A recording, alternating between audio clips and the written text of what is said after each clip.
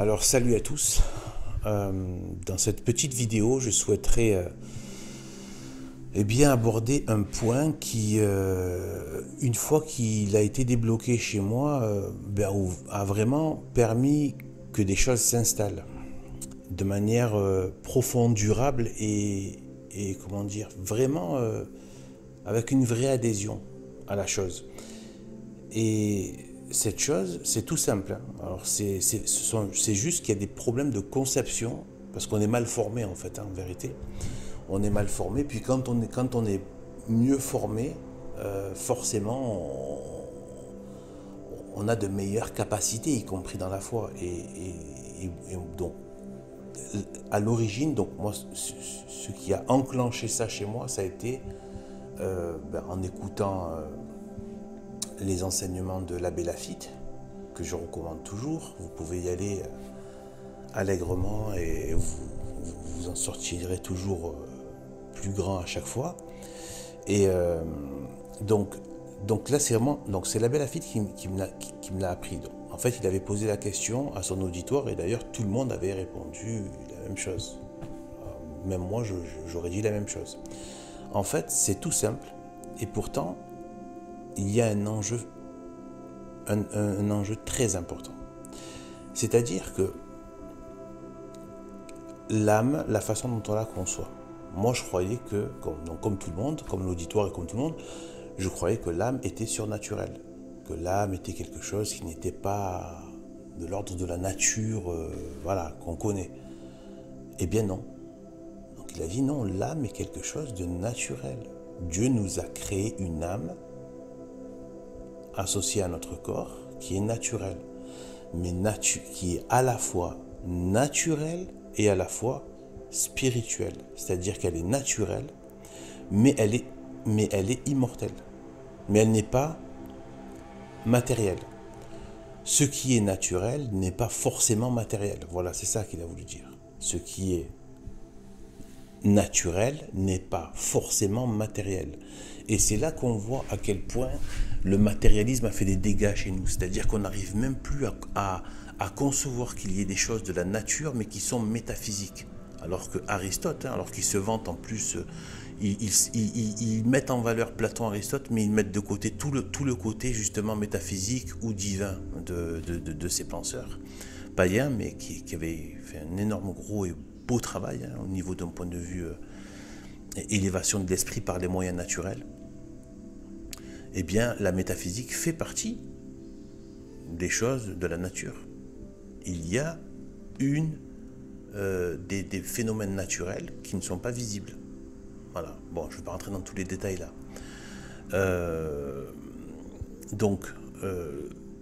L'âme et donc, moi aussi je l'ai appris, c'est naturel. En fait, c'est naturel. Alors, après, moi, je vais apporter une petite spécificité pour bien ressentir la chose. C'est-à-dire qu'en fait, par exemple, comment dire, quand on peut ressentir, si on fait une petite introspection, de temps en temps, il faut apprendre à se capter soi-même et se dire, tiens, je vais essayer de ressentir ma volonté et mon intelligence, ma raison. Tout le monde raisonne, tout le monde veut.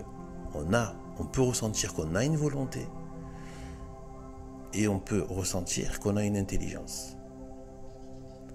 Ce sont des choses qui sont réelles et elles relèvent même de l'ordre de la nature puisqu'on les a. On les a là dans ce monde matériel, on les a. On a notre intelligence, on a notre volonté. Mais est-ce que cette volonté est matérialisable? On peut se dire, bon bah tiens, voilà, ça c'est la matière de, voilà, ma volonté c'est ça, c'est tels atomes, telles cellules, etc., etc. Non. Elle reste immatérielle et c'est ça qui est éternel chez nous. Donc en fait, on a quelque chose de naturel en nous, mais qui est spirituel et éternel. Cette chose, donc de quoi est composée, là que je ne fais que répéter ce qu'a dit l'abbé Laffitte, et croyez-moi, ça débloque beaucoup de choses. L'âme, on a l'impression des fois que c'est une espèce de spectre qui nous entoure, une aura. Voilà, on a plein d'imageries bizarroïdes, notamment héritées du yoga, de toute cette, de tout ce fatras pagano-démoniaque du côté de l'Inde. Pas que les Indiens, tout le monde, tous les peuples, hein, blancs, africains, asiatiques, tout le monde aborigène, arabe, tout le monde a fricoté avec le côté démoniaque. Mais bon, voilà. Il y en a qui l'ont apporté à un niveau plus scientifique, notamment les Égyptiens, etc., les Babyloniens, tout ça. Donc.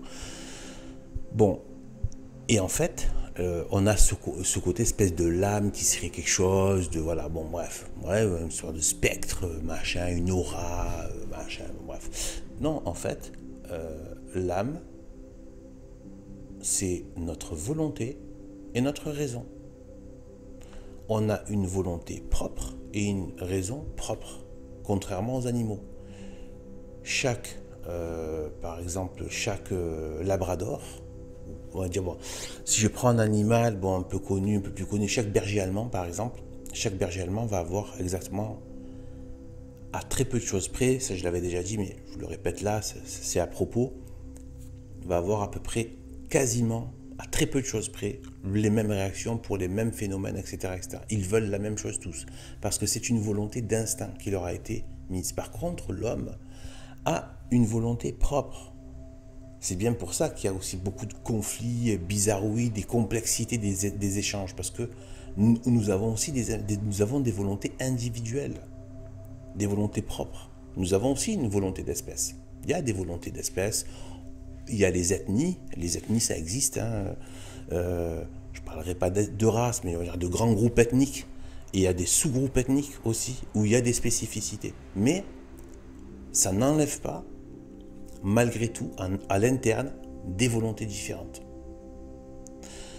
Et aussi des raisons différentes. Par exemple, le niveau d'intelligence d'un berger allemand, c'est à peu près le même chez tous les bergers allemands de même race. Par contre, chez les êtres humains, on voit bien qu'il y a des différences de QI au sein d'un même peuple, d'une même ethnie, des différences d'intelligence, des différences de compréhension. On a une intelligence propre, on a une volonté propre. Et c'est ces deux pôles qui font que nous avons notre âme. Voilà. Après, il y a les histoires de le cœur et l'esprit. Bon, là, je rentre pas dans ça parce que moi-même, je maîtrise pas trop. Mais voilà, le cœur est plutôt lié à la volonté aussi. Donc, mais bon, là, je rentre pas dans ça. Mais bon, vous voyez qu'après, il y a des manifestations de ces choses-là, bon, un peu plus, voilà, qui se précisent petit à petit, voilà. Et donc, mais les deux pôles, c'est ça, c'est la volonté et l'intelligence, notre capacité à raisonner, à comprendre, etc. Et ces deux volontés, elles ont été faites par Dieu.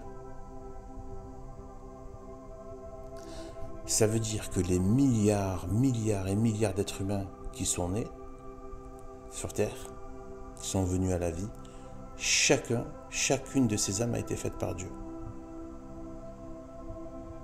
Chacune de ces associations de deux éléments associés et éternels dans chaque être humain. Dans chaque être humain. Et comme on est là dans le monde temporel, on n'est pas dans le monde intemporel qui est le monde du royaume de Dieu. Ça aussi, je l'ai appris de la part de l'abbé Laffitte. C'est pas tant l'éternité dans le sens de temps. En fait, en vérité, c'est qu'il n'y a plus de temps. En fait, le monde de Dieu, c'est un monde intemporel, il n'y a pas de temps. Donc en fait, forcément, tout ce qui est dans l'éternité n'est plus soumis au temps, à la limite. C'est un présent perpétuel. Voilà. Et c'est pour ça que si on meurt en état de péché, eh bien, on tombe, quand l'âme se détache du corps, quand notre raison et notre intelligence se détachent du corps, c'est pas certain. On ne sait pas exactement. Personne ne sait exactement combien de temps met l'esprit, la volonté et l'intelligence, donc notre âme, pour se détacher du corps physique. C'est pas dit qu'il y ait un détachement instantané. C'est pas forcément instantané. Donc, ce qui expliquerait peut-être aussi certains rituels, etc. Mais elle finit par se détacher, donc obligatoirement. Et quand elle se détache, elle passe dans l'éternité. Elle passe dans ce présent perpétuel, dans cette absence de temps.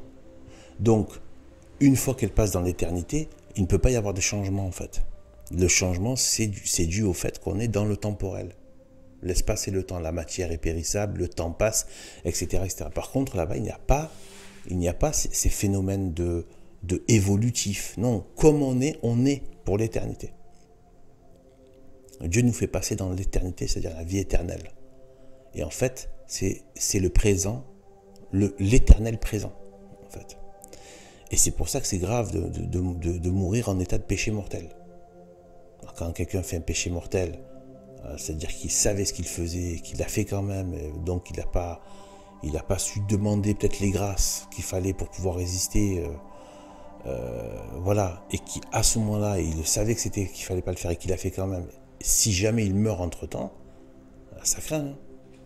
Voilà, donc parce qu'une fois qu'on passe dans l'éternité, c'est fini. On ne peut plus évoluer. C'est-à-dire, c'est pour ça, et là ça rejoint ce que m'a dit mon prêtre quand il a dit qu'on est dans... Ça aussi c'est important, ça m'a marqué et ça m'a beaucoup aidé, qu'on est dans un temps de miséricorde.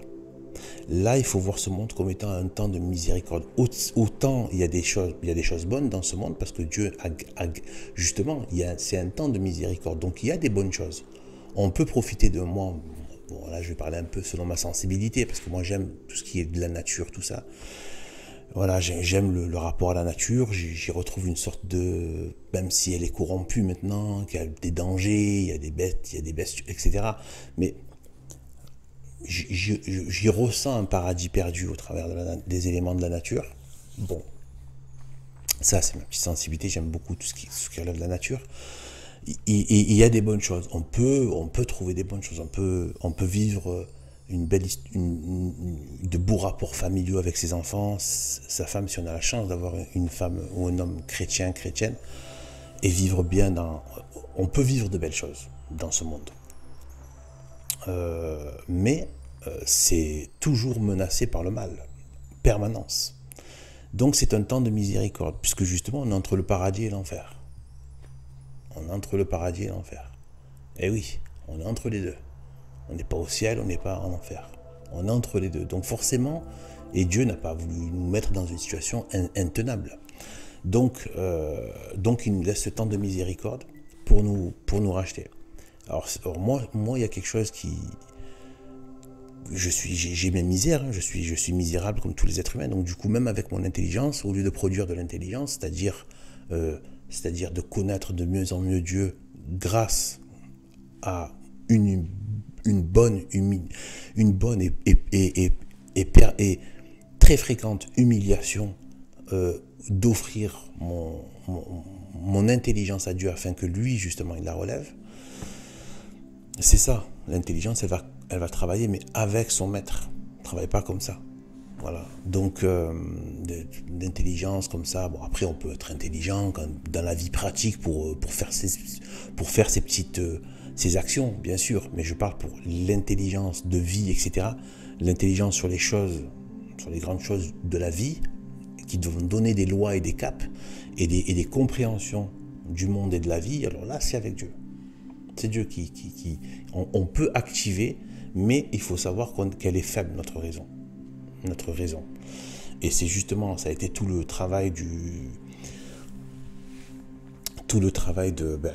siècle des ténèbres, c'est-à-dire Voltaire, Rousseau, etc.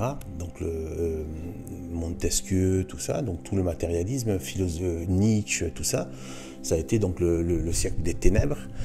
Et donc en fait, donc qu'est-ce qu'ils ont mis en avant? Ils ont fait croire que la raison était toute puissante. Voilà, que la raison humaine était toute puissante. Voilà. Donc en fait non, elle n'est pas toute puissante. Et d'ailleurs, regardez le blasphème que c'est, et puis le côté diabolique que c'est. C'est vraiment vouloir être comme des dieux et prendre la place de Dieu, parce que c'est Dieu qui est tout puissant. Et on l'a vu avec cette histoire de progrès, de la science, les technologies, tout ça. Donc il y a vraiment cet aspect vraiment de la toute-puissance prométhéenne de l'homme, etc. Et tout. Et donc, donc en fait, c'est donc, elle sert à ça, en fait, notre intelligence, et y compris donc notre volonté. On doit vouloir Dieu et on doit vouloir, en fait, là c'est pareil, c'est la Bélafite, donc notre intelligence sert à connaître Dieu et notre volonté à l'aimer et lui obéir. Ça s'appelle la charité. La charité, c'est aimer la volonté de Dieu, donc lui obéir et l'aimer, avoir une véritable... voilà, et accueillir Dieu en soi par la grâce. Et quand Dieu est en nous, il fait ce qu'il veut. Et ce qu'il fait est bon, parce qu'il est Dieu, il n'y a que lui qui est bon. Voilà. Et nous, notre seul, c'est pas faible, comme c'est déjà énorme. Notre seul bonheur et honneur, c'est de recevoir cette lumière et d'en être pénétré et d'en être vivifié. Voilà. Comment dire, il y a certains exemples qui sont donnés par rapport à ça. C'est un peu comme le verre. Le verre n'est pas la lumière, mais il laisse pénétrer la lumière et il peut du coup la refléter. Voilà. Mais voilà, il n'est pas la lumière, mais la lumière lui permet d'être justement, de reluire. Voilà. Des couleurs, par exemple les vitraux, tout ça, la lumière va permettre de faire reluire. Et donc, elle est vivifiée, elle est rendue belle. Donc voilà, il y a cet exemple qui est donné. Et par exemple, en fait, il y a aussi un autre exemple. Ça, c'est moi qui l'ai trouvé, cet exemple, mais je trouve qu'il est pas mal. Après, moi, j'ai trouvé l'exemple de la sculpture. En fait, se laisser faire par Dieu, c'est se laisser sculpter, quelque part. C'est lui qui va nous rendre beaux, harmonieux, et qui va nous rendre dignes, justement, de vertu, de gloire, d'être apprécié par lui. Voilà. C'est lui-même qui va nous rendre dignes d'être appréciés. Donc, à la base, on est comme une sorte de matière brute, c'est le péché originel. Il y a la matière que Dieu a donnée, c'est-à-dire la roche, mais cette roche a été déformée, elle est déformée par le péché originel.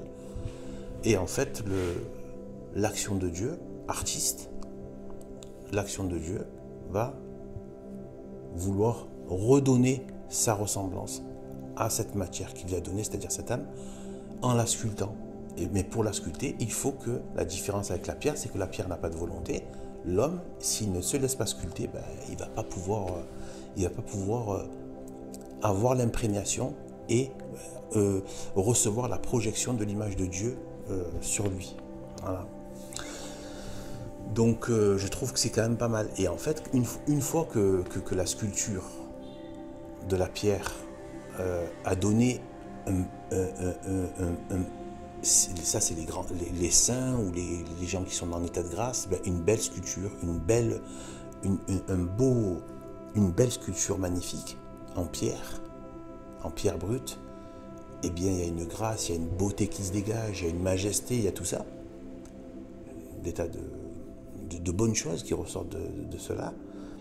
Et eh bien il y a le risque, en tout cas la pierre, elle, c'est la pierre, mais entre guillemets la pierre homme, l'âme, comme elle a une liberté, le piège c'est de croire que c'est nous qui nous sommes rendus comme ça. C'est comme si la pierre se disait, c'est moi qui me suis sculpté comme ça. Non, on doit rendre grâce à Dieu. De la même manière que la sculpture, elle rend une sorte de... Elle met en valeur, on ne dissocie pas l'œuvre de l'artiste. Bien souvent, on dit, waouh, tel artiste, waouh, fra angelico. Donc, c'est associé. C'est-à-dire que l'œuvre rend gloire à son créateur, et le créateur aime ce qu'il a créé, et il a une relation avec sa création, qui est une relation d'admiration, d'amour, de fusion, etc., de beaux et hauts sentiments. Voilà, donc voilà un peu ce que je voulais dire par rapport à ça. Donc ça, je pense, ça peut vraiment aider. Et donc pour revenir un petit peu à tout ce qui est donc l'âme elle-même, vraiment la considérer comme étant quelque chose de naturel. Moi, il y a quelque chose qui m'est venu, j'avais envie de le partager parce que je me dis ça peut vraiment aider. Moi, ça m'a vraiment aidé. Donc je me dis peut-être, c'est qu'en fait, et j'ai pas fini de le méditer en plus, hein, il va falloir que je le médite assez fréquemment. C'est-à-dire que en fait, ça c'est quelque chose que je dois vraiment encore méditer. Je sais que je me répète, mais si vous voulez, c'est vraiment là en fait. Voilà, je vais essayer de dire je pour pouvoir mieux m'exprimer. C'est-à-dire qu'en fait, je dois penser, je dois réaliser, je dois sentir intimement que ce qui me sert de raison et de volonté m'a été donné et sorti du néant et m'a été entièrement et de toutes pièces créé par Dieu. Une pièce unique, créée par Dieu. C'est fou, ça veut dire que ce qu'on ressent comme étant notre volonté, notre intelligence, nous a été donné par Dieu. Et comme il nous a donné justement la volonté qui est libre, on a tendance à croire que c'est à nous. Mais justement, la magie, pas trop employer ce terme, même si c'est pas forcément mauvais, mais vu que c'est assez péjoratif, donc le côté merveilleux et grandiose de la part de Dieu, c'est qu'il est capable de créer des êtres libres. Mais il faut qu'ils soient vraiment libres, sinon ils ne sont pas libres. Mais c'est pas terminé. L'histoire n'est pas terminée une fois qu'on a dit libre ou pas libre. C'est parce que il y a aussi la question que Dieu est tout. Dieu est le bien suprême. Si Dieu reconnaissait qu'il y avait un autre bien que lui, il reconnaîtrait qu'il n'est pas Dieu, puisqu'il est le bien absolu. Donc, à un moment donné, on ne peut donc du coup vouloir et connaître librement que Dieu, et aimer que Dieu. Même si après on peut aimer sa famille, on peut aimer la nature, on peut aimer des choses du monde, du paradis, même de la vie future, etc., des éléments, mais toujours en y voyant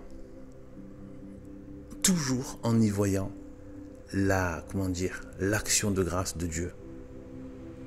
Jamais oublier Dieu dans ce qui nous plaît, dans ce qui est beau, dans ce qui a de la vraie valeur.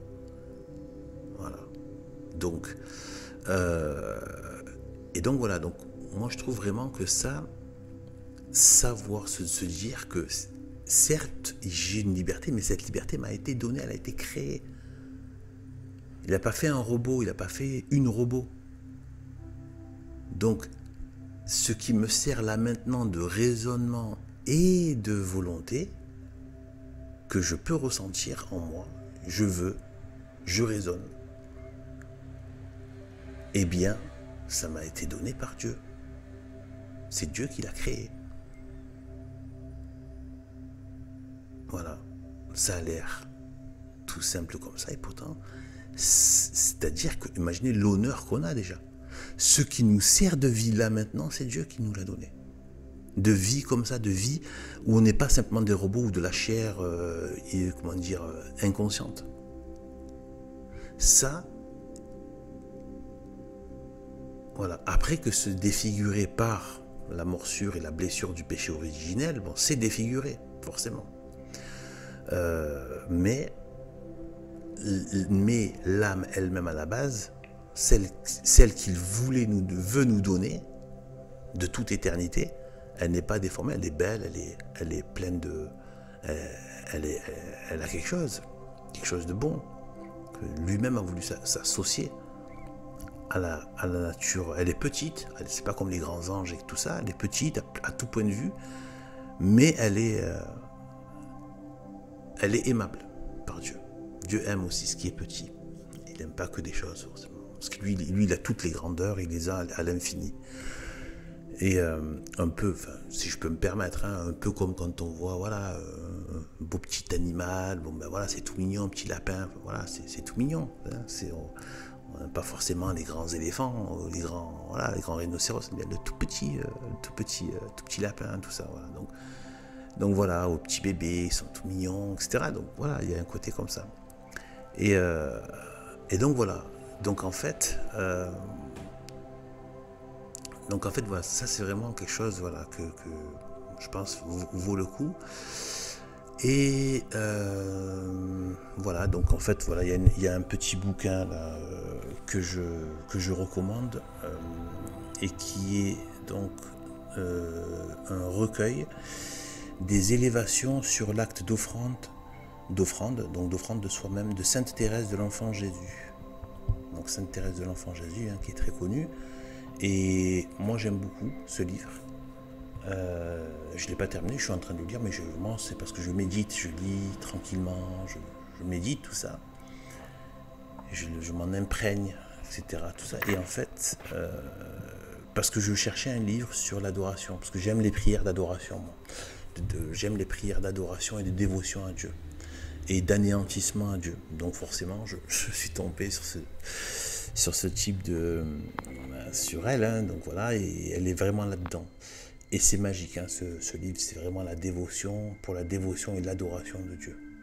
Vraiment. Moi, j'aime ça. Attention. Alors là, je vais vous dire un petit truc que j'ai appris d'ailleurs, hein, c'est pas de moi. Moi, je m'en rendais pas compte. Mais en fait, on peut se faire avoir même dans la foi. Dans la foi, c'est ce que j'ai appris d'un moine du Carmélite, il me semble du Mont Carmel, qui fait d'ailleurs des vidéos avec la chute de Sardes.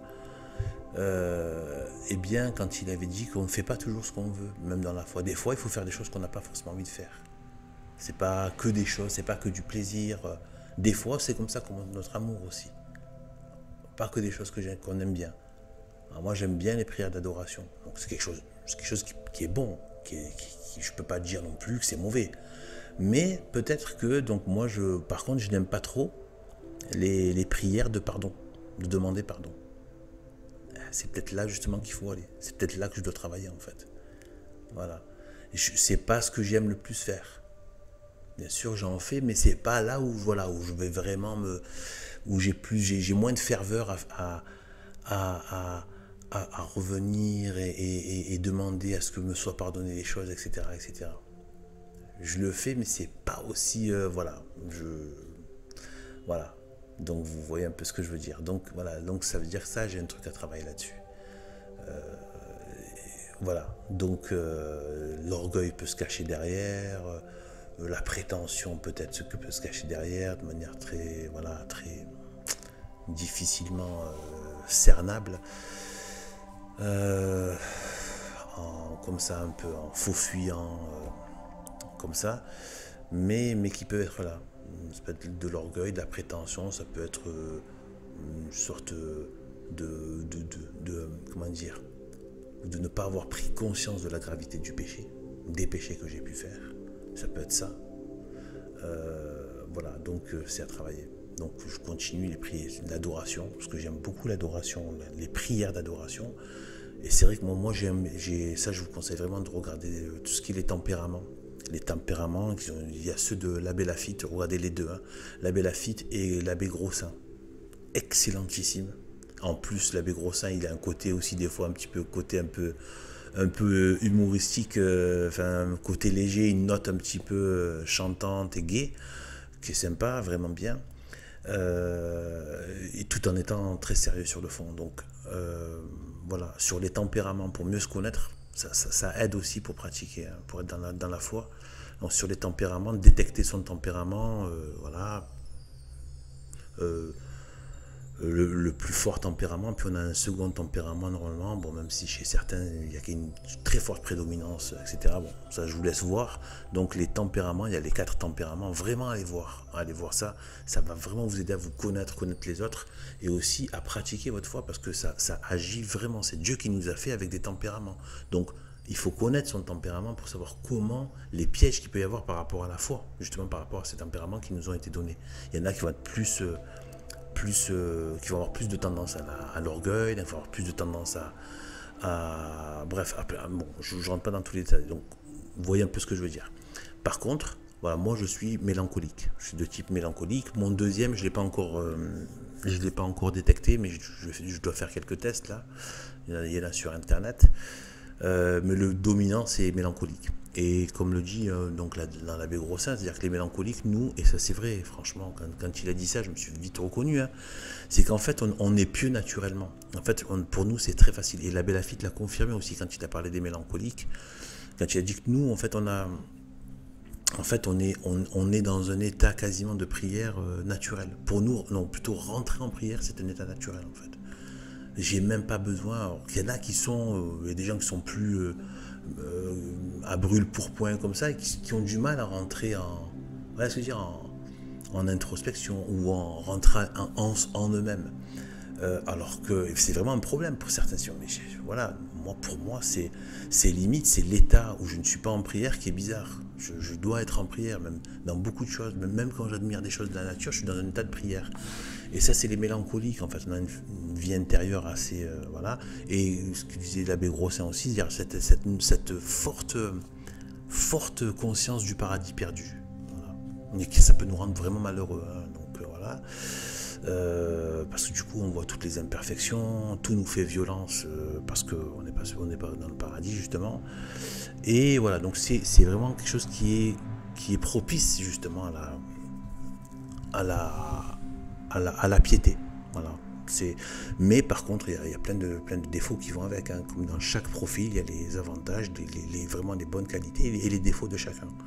Voilà, moi, ça va être le narcissisme, par exemple. Le narcissisme, ça ne veut pas forcément dire la vanité. Ça peut amener, bien sûr, à la vanité ou à l'orgueil. Mais le narcissisme, ça peut être simplement, même si on n'a pas, ça peut être simplement de se regarder soi-même. Le simple fait de trop se regarder soi-même. Même si on n'est pas en train, d'ailleurs, les narcissiques, nous-mêmes, on a tendance à se dévaloriser. Voilà, les mélancoliques, à se dévaloriser, même si on a plein de facultés de sens, on a toujours l'impression d'être en dessous. Donc, ça peut être très, très, très handicapant dans la vie.